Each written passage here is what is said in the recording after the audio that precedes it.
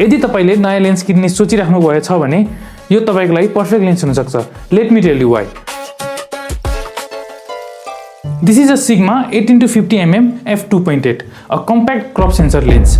यो मैले युज गर्न थालेको 1 वर्ष भन्दा बढी भइसक्यो र यो भन्दा पहिला मैले सोनीको किट लेन्स युज गर्थे and the difference is of day and night. Its focal range is equivalent to 24-75 mm on a full frame, जसले गर्दा वाइड इस्टाब्लिशिङ सर्च देखि लिएर टाइट क्लोजअप सम्म लेन्स चेन्ज नगरिकन खिच्न मिल्छ। खास गरी वेडिङमा यो धेरै ह्यान्डी हुन्छ।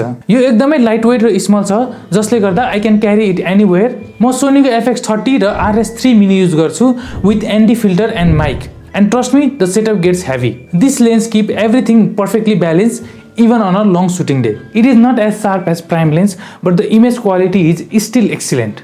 f2.8 को एपर्चरले गर्दा बोके पनि दामी आउँछ र अटो फोकस पनि क्विक र रिलायबल छ। You get professional looking result every single time. यो लेन्स किनेदेखि मलाई अपग्रेड गर्ने सोच नै आएको छैन। ट्राभल होस् या क्लाइन्ट वर्क, डकुमेन्ट्रिज र मेरो सबै पर्सनल कन्टेन्टहरू are shot using this lens. So यदि तपाईले आफ्नो किट लेन्स अपग्रेड गर्ने सोचमा हुनुहुन्छ भने यो तपाईको लागि पर्फेक्ट लेन्स हुन सक्छ। लाइट वेट, शार्प र रिलायबल। तपाईहरु कुन लेन्स युज गरिराख्नु भएको छ?